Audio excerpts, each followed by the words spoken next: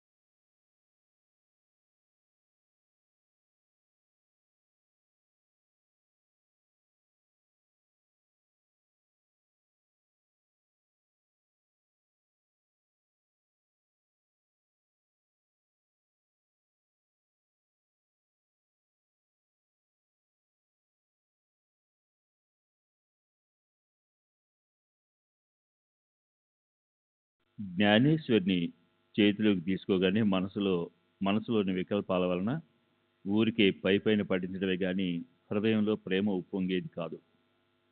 ఎంతగా తప్పించిపోతున్నా తన నిశ్చయం సిద్ధించడం లేదు. ప్రతిరోజు నియమంగా 5 శ్లోకాలైనా పఠించలేకపోయేవాడు. ప్రతిదినం 5 శ్లోకాలను చదవాలని నిశ్చయించుకున్నాడు. కానీ అది కూడా నియమంగా చదవడం అతనికి సాధ్యం కాలేదు. అందువలన సాయిబాబా ప్రేమగా చదువు అని స్వయం ఆజ్ఞాపించినప్పుడే జ్ఞానేశ్వరుని చదవడానికి ఉపక్రమిస్తానని అనుకున్నాడు. అలా సాయి చరణాలందు విశ్వాసం కలిగి సాయిబాబా ఆజ్ఞాపించినప్పుడు జ్ఞానేశ్వరుని చదువుతానని కృత నిశ్చయంతో ఉన్నాడు. మహోదయ పర్వం రాగా దేవు తన తల్లిని సోదరిని వెంటబెట్టుకుని గురు పూజ వైభవాన్ని చూడడానికి షిరిడి వచ్చాడు.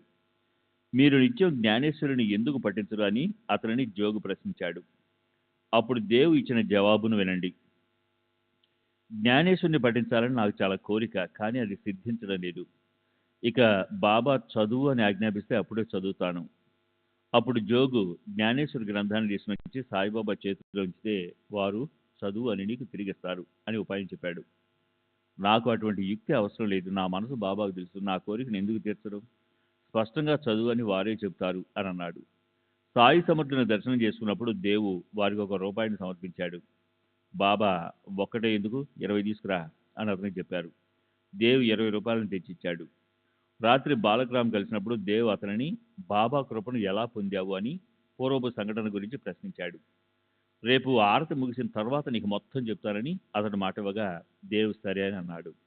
రెండో రోజు దేవ్ మరలా మసీదుకు బాబా దర్శనానికి వెళ్ళగా బాబా అతనిని ₹20 అడిగారు. దేవ్ సంతోషంగా ఇచ్చాడు. అక్కడ చాలా జనం మూగి ఉండడం గమనించి దేవ్ చాటుగా ఒక ప్రక్కనున్నాడు. బాబా ఈ జనంలో ఇరుకు స్థలంలో అతడు ఎక్కడున్నాడు అని ప్రశ్నించారు. దేవు బాబా ఇదిగో నేను ఇక్కడున్నానని జవాబిచ్చాడు. అప్పుడు బాబా సరే 7 ఎందుకు ఇచ్చావు అని అడిగారు. దేవు 20 ఇచ్చాను బాబా అని చెప్పాడు.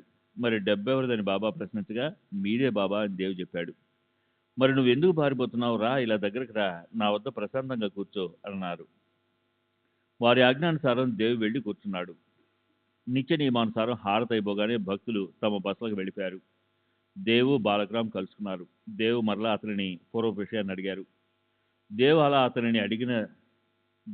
అతనిని జరిగిందని అడగగా అతను అంతా చెప్పాడు. బాబా నిన్ను ఉపాసనలో ఎలా నియమించారు, బ్రహ్మచింతన ఎలా చేయాలో నీకు తెలియజేశారా?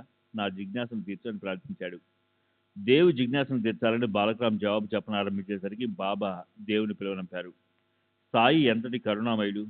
దేవుని పిలుచుకుని రమ్మని చంద్రుని పంపారు. క్షణమైనా ఆలస్యం చేయకుండా దేవు శ్రీ సాయి వద్దకు వచ్చాడు. అప్పుడు సమయం సాయంత్రం 4 గంటలు.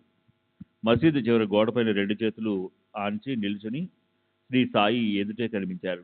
దేవు వెళ్ళగానే వారికి వందనం చేశాడు. బాబా అతనిని ఎక్కడ ఎవరితో ఏం మాట్లాడుతున్నావు అని ప్రశ్నించారు. కాకా దీక్షిత్ మేడపైన బాలకరామ్ చెప్తుంటే మీ కీర్తిని వింటున్నానని దేవు జవాబిచ్చాడు. ₹25 పట్టుకురా అని బాబా దేవుకు ఆజ్ఞాపించారు. వెంటనే దేవు రూపాయలను తెచ్చి బాబాకు సమర్పించాడు. ఎన్ని తెచ్చావని బాబా ప్రశ్నించగా 25 అని దేవు చెప్పాడు. సరే రా, వచ్చి కూర్చో అని బాబా అంటే దేవు బాబా వెంట మసీదులోనికి వెళ్ళాడు. బాబా స్తంభం వద్ద కూర్చున్నారు. మసీదులో రెండో వారు ఎవరూ లేరు. అప్పుడు బాబా నాకు తెలియకుండా నీవు నా గుడ్డ పేలికలను దొంగిలించావు అని అన్నారు. గుడ్డ పేలిక గురించి నాకు తెలియదని దేవు చెప్పాడు. అయితే ఎక్కడో ఉంటుంది, లేచి బాగా వెదుగు. దొంగిలించే ఈ పాడు బుద్ధి మంచిది కాదు. దానిని ఎవరో అల్లరి కురవాడు తీసుకుని పోయి ఉంటాడు. చూడు ఎక్కడే ఉండాలి అని అన్నారు. దేవు మరలా వెతికాడు. అయినా అది దొరకలేదు. అప్పుడు బాబా కనుబొమ్మలు ముడిచి అటు ఇటు చూచి దేవు వైపు దృష్టిని సారించి అతన్ని గట్టిగా కోపడ్డారు. నీవే మోసగాడివి. ఇప్పుడు నీవు తప్ప పాదగొడ్డలు దొంగిలించడానికి ఎవరు వస్తారు? నీవే దొంగవని అనుకుంటున్నా. ఇక్కడికి రావడం లేదు దొంగతనం చేయడానికా? నల్లటి వెంట్రుకలు తెల్లవైపోయినాయి. చెడు అలవాట్లు అసలు పోలేదు. నిన్ను కోస్తాను, గొడ్డలతో నరుగుతాను, చంపేస్తాను. నా చేతి నుంచి ఎక్కడికి పోతావు? ఎక్కడికి పోయినా అక్కడికి వచ్చి కూడా నిన్ను చంపేస్తాను. ఇంటి నుండి షిరిడికి రావడం దొంగతనం చేయడానికా? ఇదిగో నీ తిరిగి తీసేసుకో, నా పాత కుటుంబకు తెచ్చివు అని అంటూ సాయిబాబా కోపంతో ఎర్రబారిపోయారు. తిట్లను శాపాలను కురిపించారు. తల్లిని తండ్రిని ఉద్ధరించేలా తిట్టారు. కోపంతో అగ్గిలా మండిపడ్డారు. సాయినాథులు అలా కోపడుతుంటే దేవు ఆ లీలను ఆశ్చర్యంగా చూస్తూ ఊరికే నిలబడిపోయాడు. అక్కడ దేవు ఒక్కడే ఉన్నాడు. ఇప్పుడు దెబ్బలు తినే వంతు వచ్చినట్లుంది. ఈ విశ్వరూప సందర్శనం ఎంత అందమైనది అని తనలో తలచి ఆనందించాడు. ఒంటరిగా బాబా చేతులు చిక్కాను. తటకా తీసుకుని కొడతారేమో కూడా. వారికి తోచినట్లుగా చేయని అని అనుకున్నాడు. కానీ ఆ చింకి గుడ్డ విషయం ఏమిటో దేవుకి ఏం అర్థం కాలేదు. పోపో ఇక్కడి నుండి వెళ్ళిపో అని బాబా అనగానే దేవు మెల్లగా మెట్ల దగ్గరకు జరిగాడు. నేను చింకిగుడ్డలోని అంతరార్థాన్ని తెలుసుకోగల సమర్థుణ్ణి కాను. కానీ సాయి కృప కలిగినప్పుడు దానిని శ్రోతలకు మనవి చేస్తాను.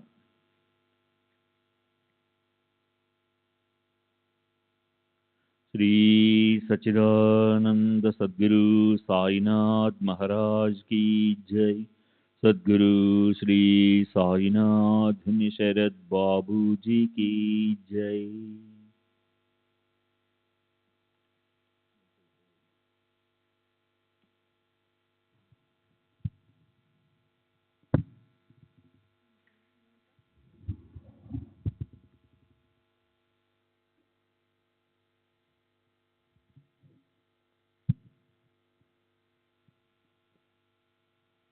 ఒక పావు గంట గడిచాక దేవు బాబా ఎదుటకు వెళ్ళాడు. బాబా యొక్క తిట్లు కేకలు ఇంకా సాగుతూనే ఉన్నాయి. పైకి ఎందుకు వచ్చావు అని అడిగారు. ఇక వెళ్ళు, వాడాక వెళ్ళు అని చెప్పగా వారి ఆజ్ఞను శిరసావహించి వారి చరణాలకు నమస్కరించి వాడాకు వెళ్ళాడు. జరిగింది జరిగినట్లుగా విషయాన్నంతా యథార్థంగా జోగుకు బాలారాంకు మనవి చేశాడు. అరగంట గడిచాక మళ్ళీ తిట్లు, శాపాలు, కేకలు. తర్వాత 4-5 గంటలు సమయం అప్పుడు బాబాయే భక్తులను పిలువనంపారు. దేవు కూడా అప్పుడు అక్కడికి వచ్చి అందరితో కూర్చున్నాడు. ముసలోడు మనసు నొచ్చుకున్నట్లుంది అని శ్రీ సాయి అన్నారు. చింకిగుడ్డ కథ మాటేమిటో కానీ అతన్ని తిట్లతో బాగా గాయపరిచాను. కానీ అతడు దొంగిలించాడు కదా, మరి గత్యంతరం లేక అనకుండా ఉండలేకపోయాను. అల్లా అంతా చూస్తారు, అతన్ని అల్లాయే బాగు చేస్తాడు అని చెప్పి క్షమాశీలి అయిన శ్రీ సాయి తమ్ముడు దక్షిణను ఇస్తావా అని అడిగారు. ఎంత తీసుకుని రాను అని దేవు అడిగితే 12 తీసుకుని త్వరగా రా అని చెప్పారు. దేవు వద్ద నోట్ల కాగితాలే కానీ చిల్లర రూపాయలు దొరకలేదు. ఆ విషయాన్ని బాబాతో చెప్పగా, పోనీలే, నాకిప్పుడు అవసరం లేదు. ఉదయం నీవు 2 సార్లు ఇచ్చావు కదా, నాకు అది గుర్తులేదు అని అన్నారు. అయినా దేవు రూపాయలను తెచ్చి బాబాకి ఇచ్చి వారి పాదాలకు వందనం చేశాడు. అప్పుడు బాబా ఏమి అన్నారో వినండి. ఏరా, నీవేం చేస్తున్నావు అని దేవుని ప్రశ్నించారు. ఏం లేదు అని చెప్పగా, నియమంగా గ్రంథాన్ని పఠించు అని దేవుకు ఆజ్ఞాపించారు. వెళ్ళి వాడాలో కూర్చొని నిత్యము నియమంగా గ్రంథాన్ని పఠించు. నువ్వు చదువుతూ భక్తిగా అందరికీ అర్థాన్ని తెలియజేస్తూ ఉండు అని చెప్పారు. నీకు చక్కటి జరీ చలవాను ఇవ్వటానికి నేను ఇక్కడ కూర్చుని ఉండగా చింకి గుడ్డలను దొంగలించడానికి ఎందుకు పోతావు? నీకు దొంగతనం అలవాటు ఏమిటని అడిగారు. గ్రంథాన్ని పఠించు అని సాయి నోటి నుండి వచ్చిన మాట దేవుకు మనసులోని మాట అర్థమై అత్యంత ఆనందం కలిగింది. బాబా ఆజ్ఞానుసారము దేవ్ ఆ రోజు నుండి నిత్యము జ్ఞానేశ్వరిని పఠిస్తూ అర్థాన్ని తెలియచెప్పనారంభించాడు. నా కోరిక ప్రకారం బాబా ఆజ్ఞ లభించింది.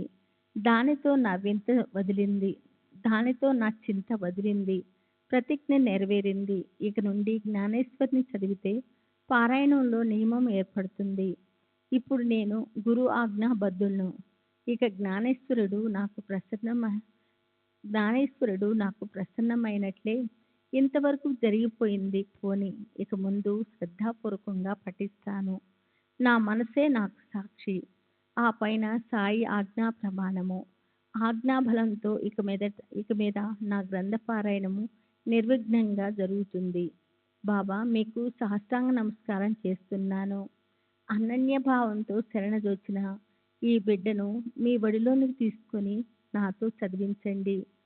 చింకిగుడ్డ ఏమిటో నాకు అర్థమైంది అంటే నేను బాలారాంను అడగటము. అది బాబాకు నచ్చలేదు కనుకే బాబా కోపడ్డారు. ఉపాసన గురించి, పరబ్రహ్మ చింతన గురించి నీకు బాబా ఎలా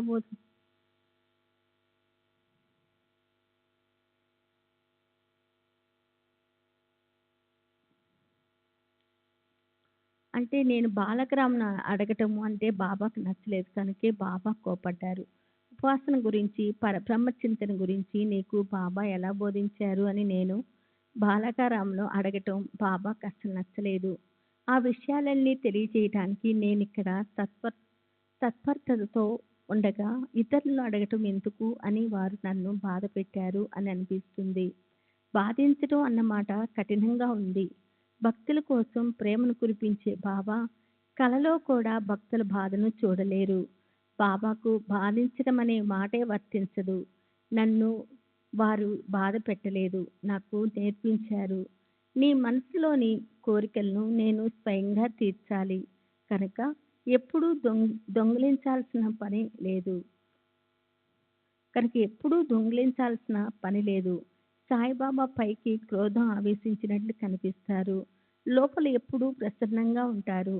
పైకి సంతాపంతో బాధపడుతున్నట్లు కనిపించిన వారు లోపల సంతృప్తితో ఆనందంగా ఉంటారు.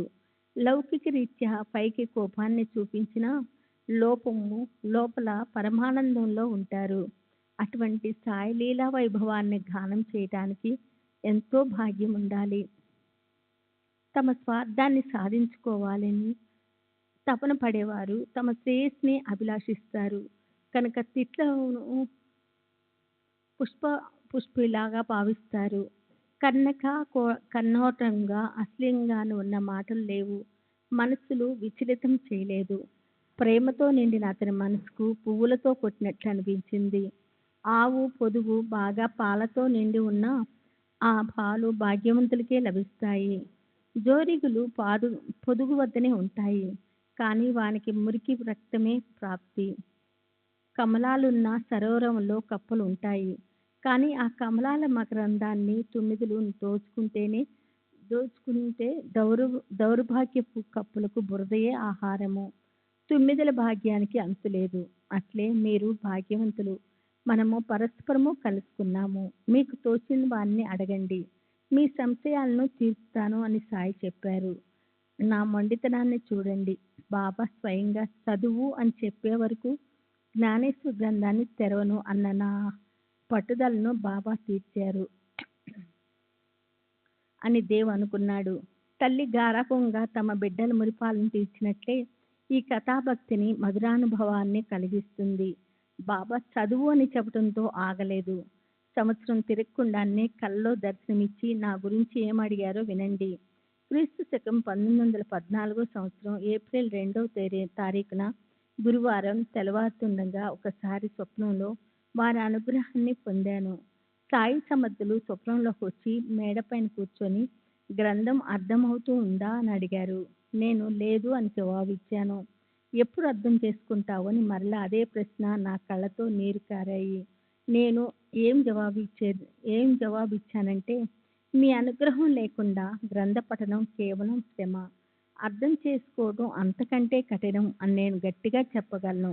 బాబా, గ్రంథం చదివేటప్పుడు నీవు చాలా తొందరపడుతున్నావు. ఏది నా దగ్గర కూర్చుని చదువు, చూస్తాను అని అన్నారు. ఏం చదవను అని అడిగితే ఆధ్యాత్మికతను సంబంధించింది చదువు అని బాబా ఆజ్ఞ ఇచ్చారు. గ్రంథం తేవటానికి వెళ్తుంటే వెంటనే కళ్ళు తెరుచుకున్నాను. అప్పుడు దేవు మేలుకున్నాడు. మేలుకున్నాక తన కలను గుర్తుకు తెచ్చుకొని దేవు మనసులో ఎలా ఉంటుందో శ్రోతలు ఆలోచించుకోవాలి. 1 సంవత్సరం పాటు గమనిస్తూ బాలుడు ఆజ్ఞను పాలిస్తూ అనిత్యము గ్రంథం పఠిస్తున్నాడా లేదా అన్న చింత ఎవరికి ఉంటుంది? చెప్పినట్లే చేస్తున్నాడా లేదా ఏదైనా పొరపాటు చేస్తున్నాడా? ఎక్కడ పొరపాటు చేస్తున్నాడు అని ఎప్పుడూ గమనించేవారు ఎవరు? పాఠకులు. ఇలా ఎలా దక్షతతో ఉండాలి, ఎక్కడ విశేష ధ్యానం కలిగి ఉండాలి అని సాయి మాత తప్ప ప్రత్యక్షంగా ఎవరు గమనిస్తారు? ఇటువంటి సాయి సమర్థన లీలను, ఇటువంటి ఆత్మానంద వైభవాన్ని భక్తులు అనేక సమయాల్లో అనుభవించడం నేను ప్రత్యక్షంగా నా కళ్ళతో చూశాను. శ్రోతల్లారా, ఇప్పుడు మనం గురుచరణ కమలాల్లో లీనమైపోయి తర్వాత కథా విశేషాలను మరలా విందాము. శ్రీ సాయి సమర్థ చరణాలను గుర్తు తెచ్చుకొని సద్భక్తితో సాష్టాంగ పడుతున్నాను, వారిని శరణు వేడుతున్నాను. దాని ద్వారానే సకల భావ దుఃఖాల నుండి విమోచనము. హేమాడ్ పంతుకు సాయియే సర్వస్వము. సాయే స్వార్థము, నిరతిశయ సుఖాన్నిచ్చే సాయే పరమార్థము, కృతార్థునిగా చేసేది సాయే అని అతని నిశ్చితార్థాభిప్రాయము. స్వస్తి శ్రీ సంత సజ్జన ప్రేరితము భక్త హేమాడ్ పంతు విదితమైన శ్రీ సాయి సమర్థ సచ్చరిత్రంలో సాయి కృపా అనుగ్రహదానమను 41వ అధ్యాయం సంపూర్ణము. శ్రీ సద్గురు సాయినాథార్పణమస్తు. శుభం భవతు. శ్రీ సచ్చిదానంద సద్గురు సాయినాథ్ మహారాజ్ की जय. सद्गुरु श्री साईनाथ शरद बाबू जी की जय.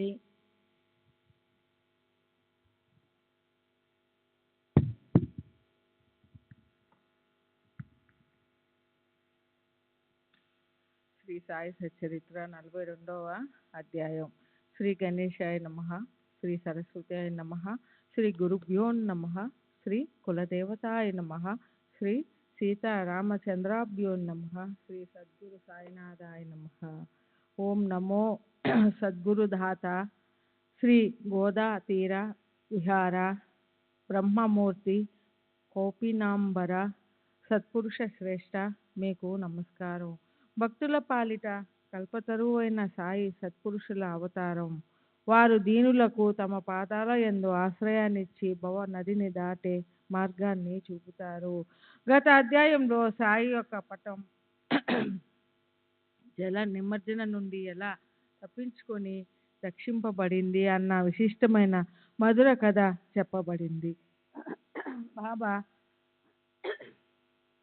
బాబా ఒక భక్తుని కలలో కనిపించి జ్ఞానేశ్వరిని పఠించమని స్పష్టంగా అనుజ్ఞ ఇచ్చి అతని కోరికను తీర్చిన కథను కూడా విన్నారు.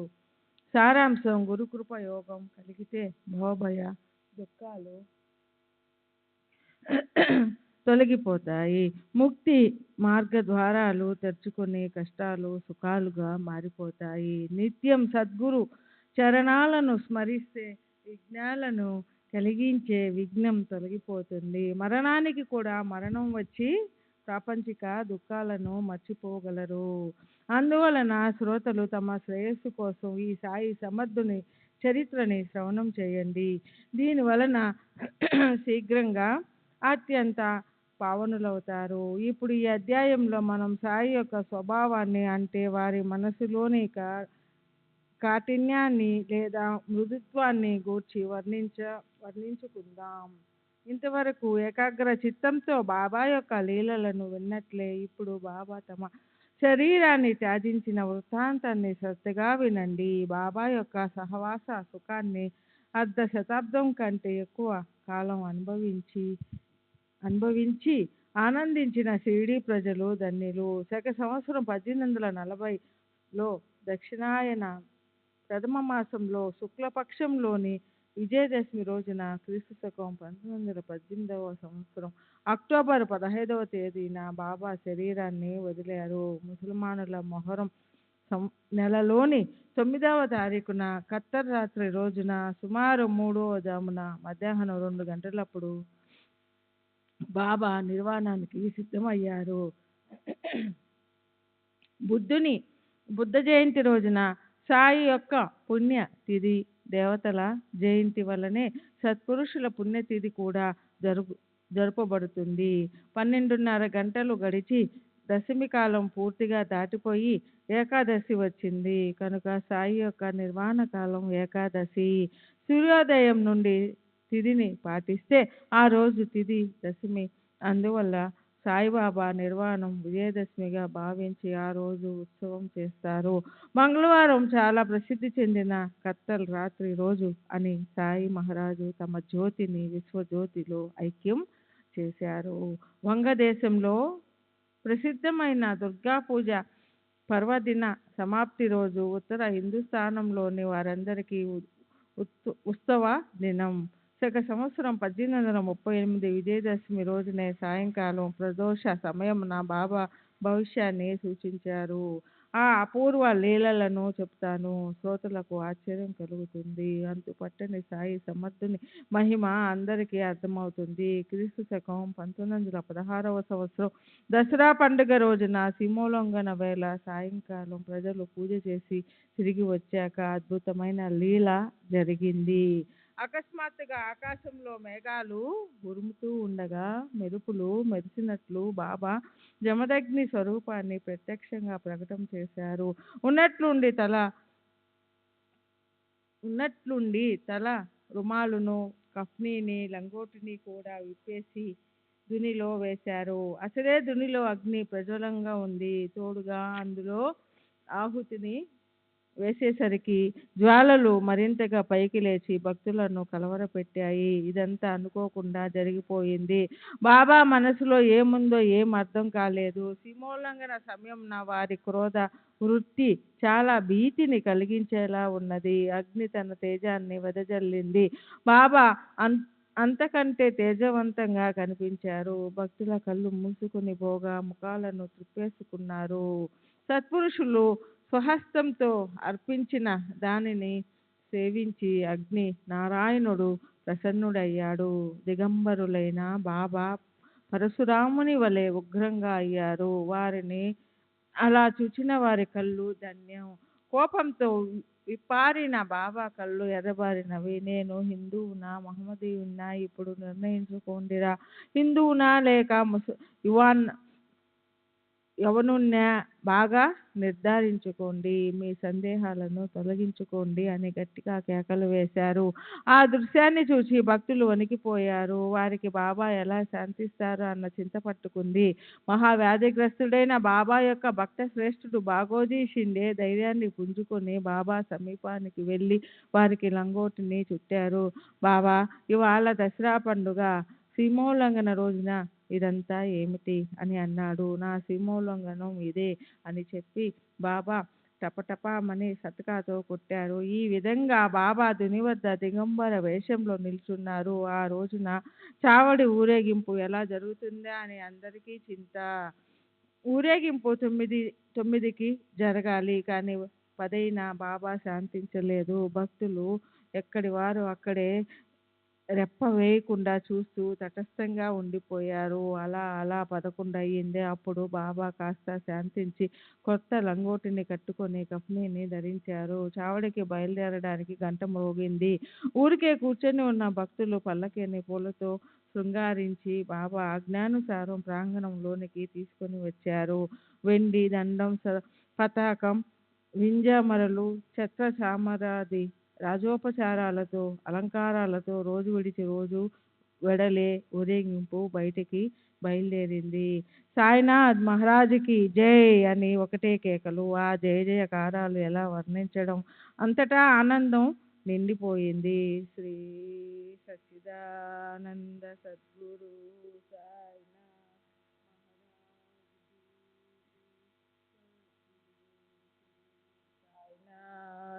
శరత్ బాబూజీకి జై. శ్రీ సచ్చిదానంద సద్గురు సాయినాథ్ మహారాజ్ की जय. సద్గురు శ్రీ సాయినాథుని శరత్ బాబూజీకి జై. అప్పుడు బాబా తెల్లటి శుభ్రమైన రుమాలును తలకు చుట్టుకొని చిలుం పొగాకు సటక చేతపుచ్చుకొని అదే సుముహూర్తం అన్నట్లుగా బయలుదేరారు. ఒకరు ఛత్రము, ఒకరు చామరం, ఒకరు అందమైన నెమలి పింఛముల వీవన, మరొకరు గరుడుని చిత్రం ఉన్న పతాకం, ఒకరు దండం పట్టుకున్నారు. ఆ విధంగా బాబా సీమోల్లంఘన మిషతో భవసాగర సీమోల్లంఘానికి దసరాయే మంచి ముహూర్తమని అందరికీ సూచించారు. అటు తర్వాత షిరిడీ వారికి బాబా ఒక్కటే దసరా పండుగను చూపించి తరువాతి దసరా ముహూర్తాన తమ శరీరాన్ని ధారార్పణ చేశారు. కేవలం సూచించటమే కాదు, స్వయంగా అనుభవించి చూపారు. తమ శరీరమనే శుద్ధ వస్త్రాన్ని ఇదే దసరా రోజున యోగాగ్నికి అర్పించారు. క్రీస్తు శకం 1918వ సంవత్సరం దసరా పండుగ రోజున సుముహూర్తముగా చేసుకొని తమ ఆత్మను పరబ్రహ్మ స్వరూపంలో లీనం చేశారు. వ్రాస్తూ వ్రాస్తూ ఉంటే ఇటువంటివే బాబా యొక్క మరొక అనుభవం గుర్తుకు వచ్చింది. దీనివల్ల ఇదే విజయదశమి తిథి, బాబా పుణ్యతిథి అని ముందుగానే నిశ్చయమైంది. షిరిడి పటేల్ రామచంద్ర దాదా ఒకసారి చాలా జబ్బుపడ్డాడు. ఆ బాధను భరించలేకపోయాడు. ఏదీ మిగలకుండా అన్ని రకాల చికిత్సలు అయ్యాయి. అతి దుఃఖకరమైన కష్టాన్ని నిగ్రహించుకోలేకపోయాడు. జీవితంపై విరక్తి కలిగింది. పటేలు చాలా బాధపడిపోయాడు. అట్టి పరిస్థితిలో ఒక అర్ధరాత్రి బాబా అతని తలవైపు ప్రకటమయ్యారు. అప్పుడు పాటిల్ బాబా పాదములను పట్టుకొని నిరాశతో, నాకు మరణం ఎప్పుడు వస్తుంది? ఇంత మాత్రం నిశ్చయంగా చెప్పండి.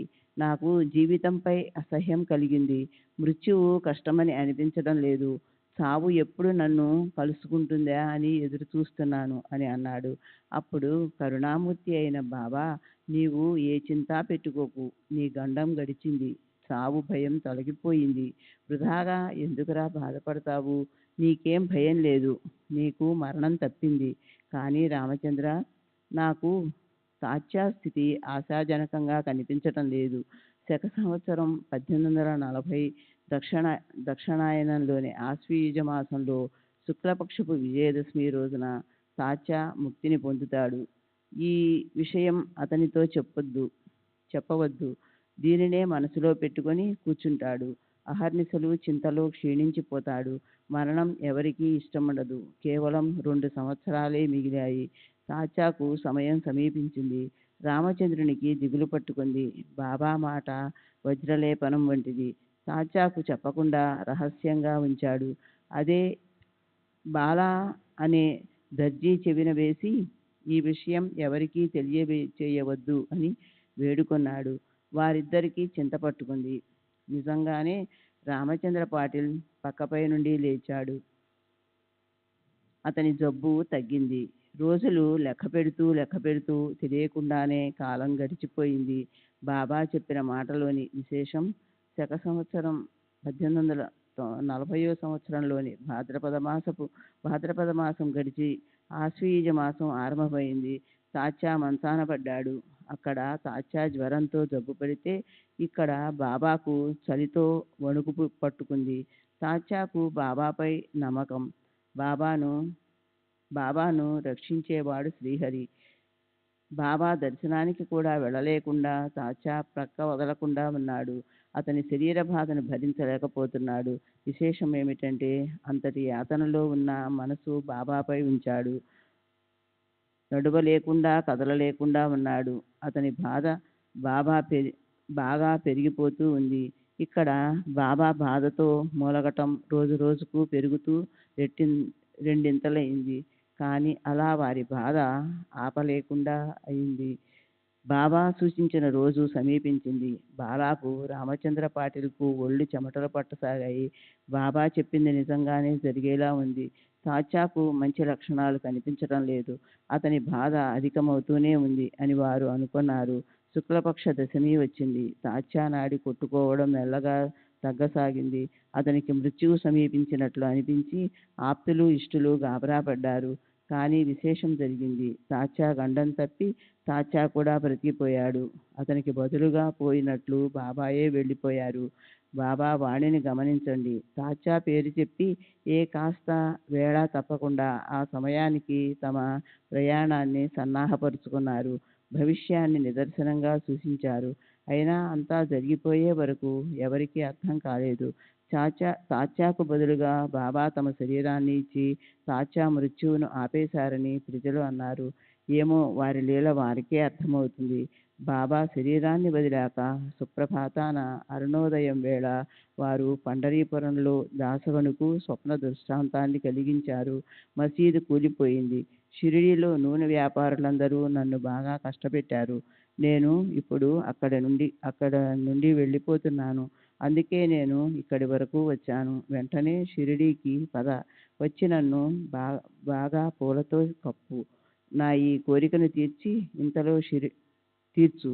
ఇంతలో షిరిడి నుండి ఉత్తరం అందగా బాబా సమాధి చెందినట్టు తెలిసింది. ఆ వార్త విని దాసగను తక్షణం షిరిడి బయలుదేరాడు. శిష్య పరివారాన్ని వెంట పెట్టుకొని వచ్చి సమాధి ఎదుట జయ జయకారాలతో రాత్రి పగలు భజన నామ సంకీర్తన చేశాడు. తను స్వయంగా హరినామంతో అత్యంత మనోహరంగా పూలహారాన్ని గుర్చి ప్రేమతో సమాధిపై అలంకరించాడు. అన్న సంతర్పణ కూడా చేశాడు. ఆ అఖండ నామఘోషతో షిరిడి భూలోక వైకుంఠమైంది. ఆ నామం ప్రతిధ్వనిస్తూ ఆ ప్రాంతమంతా నిండిపోయేలా దాసగను నామాన్ని కురిపించాడు. బాబాకు దసరా ఎందే ప్రీతి ఎందుకు అంటే సంవత్సరంలోని 3.5 రోజుల ముహూర్తంలో దసరాను ప్రయాణ కార్యాలలో విశేష శుభ సమయంగా భావించటం అందరికీ విదితమే. అయినా అది సమంజసం కాదు. రాకపోకలు లేని వారికి మరణం ఎక్కడుంటుంది? అట్టి వారికి శుభముహూర్తం ఎందుకు?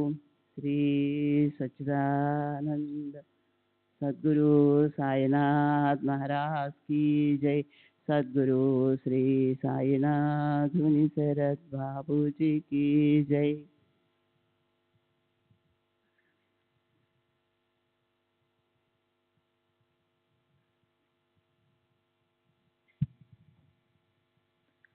శ్రీ సచ్చిదానంద సద్గురు సాయినాథ్ మహారాజ్ కీ జై. సద్గురు శ్రీ సాయినాథుని శరత్ బాబూజీ కీ జై. అట్టి వారికి శుభముహూర్తము ఎందుకు? ధర్మాల బంధాలు లేని వారికి సకల బంధనాలు విడిపోయిన వారికి ప్రాణం పోవటం అనేది లేని వారికి నిర్వాహణం ఎక్కడిది? బ్రాహ్మణ శ్వేతి అన్నట్లుగా బ్రాహ్మణ లేనిది వారికి మరణం ఎక్కడ ఉంటుంది? అట్టి వారికి శుభముహూర్తము ఎందుకు? ధర్మ బంధాలు లేని వారికి సకల బంధాలు విడిపోయిన వారికి ప్రాణం పోవటం అనేది లేని వారికి నిర్వాహణం ఎక్కడుంది? బ్రహ్మ శ్వేతి అన్నట్లు బ్రహ్మ వంటి బాబాకు రావటం పోవటం లేని సాయి మహారాజుకు మరణమేలా సంభవం? అసలు పయనమేదో లేని వారికి ఉత్తరాయణమేదో ఏం దక్షిణమైన దీపపు జ్యోతి దీపంలోని మిళితమై ఎలా వారు ప్రాణాలనే పరబ్రహ్మంలో విలీనం చేశారు. పంచభూతముల నుండి అప్పుగా తెచ్చుకున్న ఈ శరీరంతో తమ పనిని సాధించుకున్న తర్వాత ఎవరివి వారికి తిరిగి ఇచ్చేయాలి కదా బాబా. భవిష్యత్తులో జరగవలసిన దానిని ముందుగానే సూచించారు. ఆ అమూల్యమైన సమయము గడిచిపోయింది. వారి కీర్తి శాశ్వతంగా నిలిచిపోయింది. బాబాకు జ్వరము రావటము నేపం వారి లౌకిక రీతిని అనుకరిస్తే ఒకప్పుడు మూలుగుతూనే లేదా బాధపడుతూ పైకి కనిపించిన లోపల వారు ఎప్పుడూ సావధానంగా ఉండేవారు. ఆ రోజు ఉదయము సుమారు 9-10 గంటలప్పుడు నిర్వాణ సమయము సమీపించగా బాబా తమంతట తాము లేచి నిశ్చలంగా కూర్చున్నారు. ఆ స్థితిలో వారిని చూసి భయంకరమైన అశుభ సమయం దాటిపోయిందని అందరికీ అనిపించి ఆశా సముద్ర ఉప్పొంగింది.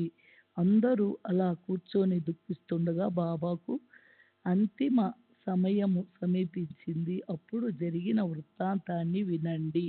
శ్రీ సచ్చిదానంద సద్గురు సాయినాథ్ మహారాజ్ కీ జై. సద్గురు సాయినాథుని శరత్ బాబూజీ కీ జై. ఆనంద సద్గురు సాయినాథ్ మహారాజ్ కీ జై. సద్గురు శ్రీ సాయినాథుని శరత్ బాబూజీ కీ జై. ప్రాణం వదలటానికి కాస్త ముందుగా బాబాకి ఏం తోచిందో తెలియదు కానీ వారు తమ చేతిని కఫ్నీ జేబులో పెట్టారు. అది దాన ధర్మాలు చేయవలసిన సమయమని తలచి కాబోలు లక్ష్మీబాయి అనే సుగుణవతి పేరుకు తగినట్లుగా ప్రవర్తిస్తూ ఎల్లప్పుడూ సాయి చరణాలలో ప్రీతి కలిగి ఉండే ఆ స్త్రీ అప్పుడు సాయి సన్నిధిలో ఉంది. క్షణంలో తమ దేహ దేహ అవసానమని తెలుసుకుని బాబా జాగరూకతతో ఆమెకు ఆ అవసాన సమయంలో ద్రవ్యదానం చేశారు. ఈ లక్ష్మీబాయి సింధేయే మసీదులో బాబా వద్ద నియమ నిర్బంధనాలను పాటిస్తూ పనులను చక్కగా నిర్వహిస్తుండేది. బాబా దర్బారు ఎవరికి ఏ అడ్డు ఆటంకం లేకుండా ప్రతిరోజు అందరికీ తెరిచి ఉండటం పరిపాటే. కానీ రాత్రి మాత్రం కఠిన నియమం. సాయంకాలం బాబా విహరించి తిరిగి రాగానే భక్తులు ఇళ్లకు వెళ్ళిపోయి మరునాడు తెల్లవారిన తరువాతే మసీదుకి వచ్చేవారు. కానీ భక్త మహాసపతి దాదా కేల్కరు లక్ష్మీబాయిల భక్తి కారణంగా వీరికి రాత్రి వేళలందు నిషేధం ఉండేది కాదు. ఈ లక్ష్మియే ప్రతిరోజు ఎంతో ప్రేమగా బాబాకు భోజన వేళలో రొట్టె కూర పంపేది. ఈమె సేవను ఎంతని వర్ణించను. ఈ రొట్టె కథను వింటే బాబా యొక్క దయార్థ హృదయం మరియు శ్వాన నూకరాలలో వారి అద్వైత భావం తెలిసి ఆశ్చర్యం కలుగుతుంది. ఒకసారి సాయంకాలం బాబా తమ ఛాతిని గోడకు ఆంచి ప్రేమగా ముచ్చటిస్తుండగా అక్కడికి లక్ష్మి వచ్చింది. తాత్య పాటీలు ఇంకా ఇతరులు కూడా బాబా వద్ద ఉన్నారు. లక్ష్మి వచ్చి బాబా పాదాలకు వందనం చేసింది. అప్పుడు బాబా ఆమెతో, లక్ష్మి, నాకు ఆకలి వేస్తుంది అని చెప్పారు. ఆమె, బాబా, నేను ఇప్పుడే వెళ్ళి రొట్టె తీసుకుని తిరిగి వస్తాను అని చెప్పి వెళ్ళి వెంటనే రొట్టెను చేసి కూర పచ్చడితో సహా తీసుకుని వచ్చి ఆ అల్పాహారాన్ని బాబా ఎదుట ఉంచింది. బాబా ఆ విస్తరిని తీసి కుక్క ఎదుట ఉంచారు. వెంటనే లక్ష్మి, బాబా, మీరు ఇలా చేశారేమిటి అని ప్రశ్నించింది. నేను ఇంత త్వరగా వెళ్ళి రొట్టె కూరను తయారు చేసి తెస్తే ఇదేం విడ్డూరం బాబా, కుక్కను బాగా సంతుష్టపరిచావు. నీకు ఆకలి వేస్తూ ఉంది కదా, మరి ఇదేం విచిత్రం. ఒక్క ముక్కైనా నోట్లో వేసుకోలేదు. అనవసరంగా నన్ను తొందర పెట్టావు. బాబా ఆమెతో, ఎందుకు వృధాగా బాధపడతావు? ఈ కుక్క కడుపు నిండితే నేను తృప్తి చెందినట్లే అని తెలుసుకో. ప్రాణాలన్నింటికీ ఆకలి ఒక్కటే. ఈ కుక్కకు ప్రాణం లేదు. అది మూగ జీవమైతే నేను మాట్లాడేవాణ్ణి అంతే. ఆకలిలో భేదం ఉంటుందా? ఆకలితో ప్రాణం విలవిలలాడుతూ వ్యాకుల పడే వారికి అన్నం దానం చేస్తే దానిని నా నోటికి అందించినట్లే అని తెలుసుకో. ఈ నా వచనం సర్వత్ర ప్రమాణం అని చెప్పారు. ఇది వ్యవహారిక సందర్భమే అయినా అంతా పరమార్థ బోధ. సాయిబాబా యొక్క ఈ ఉపదేశాను వచనం ప్రేమరసంతో పరిపక్వమైనది. వారు సులభమైన ప్రాపంచిక భాషలో చెప్పుతూ పరమార్థ రూపురేఖలను చిత్రీకరిస్తారు. ఎవరి దోషాలను చూడక, ఎవరిని దూషించక భక్తులను సంతోషపెడతారు. వారి ఉపదేశానుసారం అప్పటి నుండి లక్ష్మి ప్రతిరోజు రొట్టె ముక్కలను పాలలో వేసి ప్రేమపూర్వకంగా తెచ్చిపెట్టేది. బాబా కూడా అదే అలవాటుగా ఆమె రొట్టెను ప్రేమతో తినేవారు. ఎప్పుడన్నా ఆలస్యమైతే బాబాకు ఆ భోజనం రుచించేది కాదు. లక్ష్మి రొట్టె రావడం ఆలస్యమైనప్పుడు, భోజన సమయం దాటిపోయినా అందరి పళ్ళాలలో అన్నం వడ్డించి ఉన్న లక్ష్మీ రొట్టె వచ్చే వరకు బాబా నోట్లో ముద్ద పెట్టుకునేవారు కాదు. పళ్ళెంలోని అన్నం చల్లబడి నీరుగారిపోయినా అంతా ఆకలితో అలమటించిపోతూ కూర్చోవటమే గాని లక్ష్మీ రొట్టె రాకుండా భోజనం చేసేవారు కాదు. తరువాత కొంతకాలం వరకు బాబా ప్రతిరోజు 3:30 గంటలప్పుడు లక్ష్మితో సేమ్యాన్ని తెప్పించుకుని ఆమె వద్ద కూర్చుని సేవించేవారు.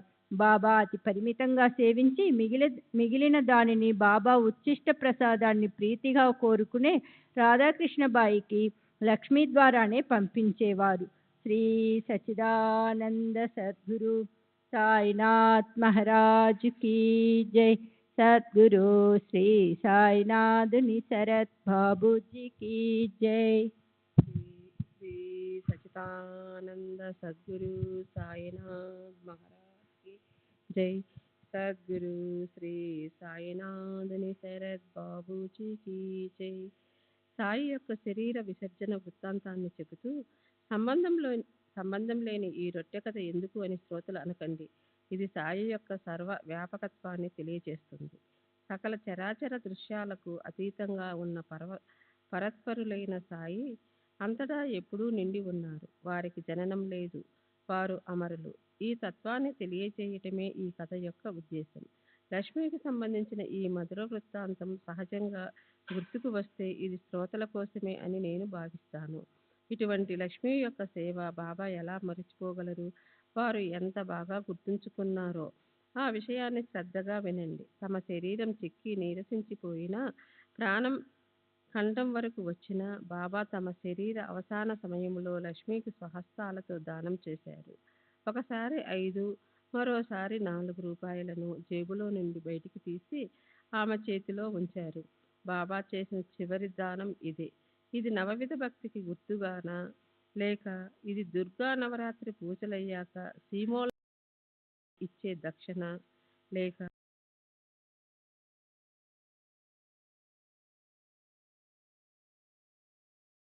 साई रहम नजर करना, बच्चों का पालन करना। साई रहम नजर करना, बच्चों का पालन करना। रहमो नजर करो अब मोरे साई, तुम बिना नहीं मुझे बाप बाई। रहमो नजर करो मैं आंधा हूँ बंदा तुम्हारा, मैं आंधा हूँ बंदा तुम्हारा। मैं ना जानू, मैं ना जानू, मैं ना जानू अल्लाह इलाही। रहमो नजर करो, रहमो नजर करो अब मोरे साई, तुम बिना नहीं मुझे माँ बाप बाई। रहमो नजर करो काली जमाना मैंने गमाया, काली जमाना मैंने गमाया। साथी आखिर का, साथी आखिर का, साथी आखिर का तुम बिन कोई। रहमो नजर करो, रहमो नजर करो अब मोरे साई, तुम बिना नहीं मुझे माँ बाप बाई। रहमो नजर करो अपने मस्जिद का झाड़ू गणो है, अपने मस्जिद का झाड़ू गणो है। मालिक हमारे, मालिक हमारे, मालिक हमारे तुम बाबा साई। रहमो नजर करो, रहमो नजर करो अब मोरे साई, तुम बिना नहीं मुझे बाप बाई। रहमो नजर करो। श्री सच्चिदानंद सद्गुरु साईनाथ महाराज की जय। सद्गुरु श्री साईनाथ धुनि शरद बाबू जी की जय।